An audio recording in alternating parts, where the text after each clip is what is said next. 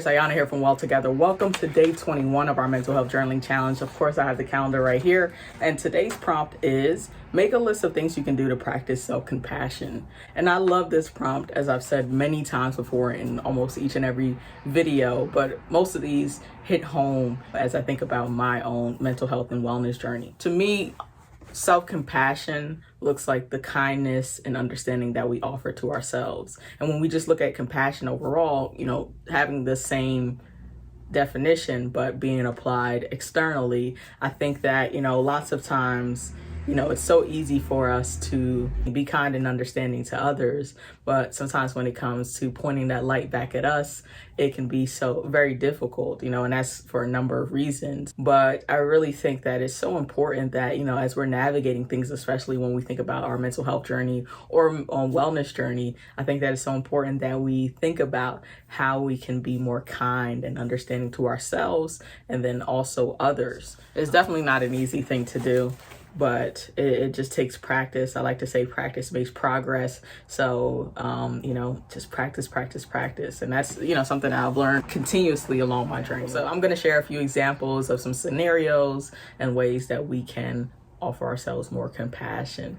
So let's just say things don't go as planned.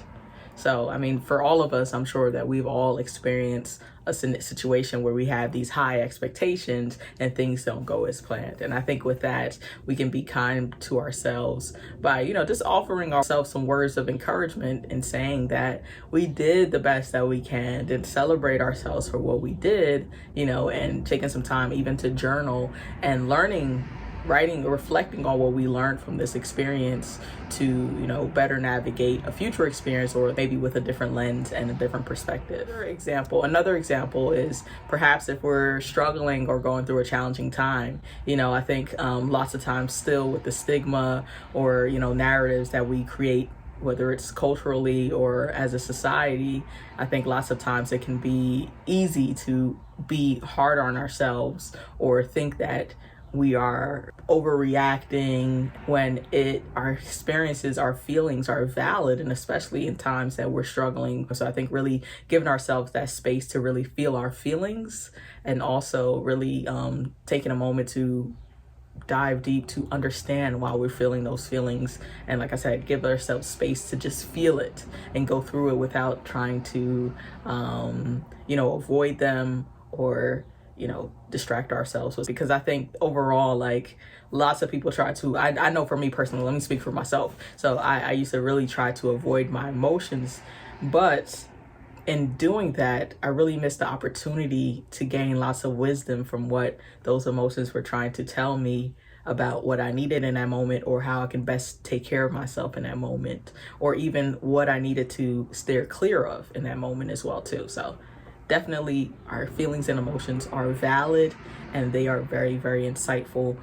Definitely something that we should give more attention to and create more space for. So finally, the final example is challenging some of those negative thoughts that we hold about ourselves. So as we're traveling this journey of life, we have a number of different experiences, some that might be unfavorable, and sometimes within our environments, we pick up, and we adopt certain mindsets and perspectives of the people that we're around. And based on certain experiences that fail to meet our expectations, or our expectations that we have of ourselves, or the expectations that society holds for us, we then create these narratives about ourselves that aren't true. And with that sometimes creates lots of dialogues in our minds, again, that isn't true.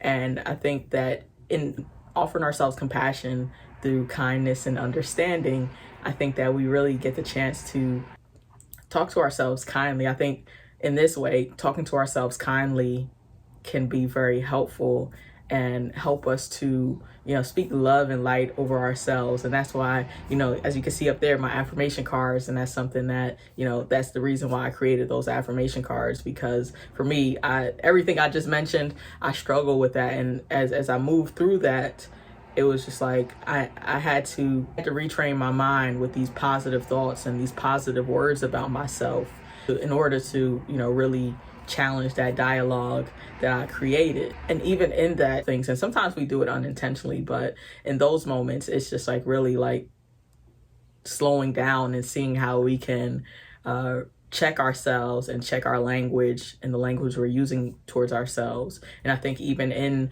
a situation where we're struggling with negative thoughts or narratives and dialogues about ourselves, you know, really taking a moment to understand like where this came from, where the root cause of this is, and from that, like working through that, unraveling and unlearning those things that you picked up about yourselves, or, you know, and making peace with that in order to move forward. So those are some of my thoughts.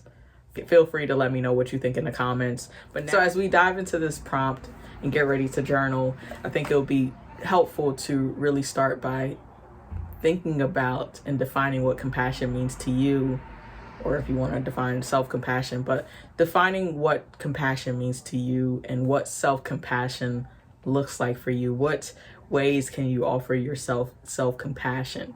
But I think starting with that definition and defining what it means to you is really key to figuring out the ways you can offer yourself self-compassion. So let's go ahead and journal. Grab your journals. Let's go.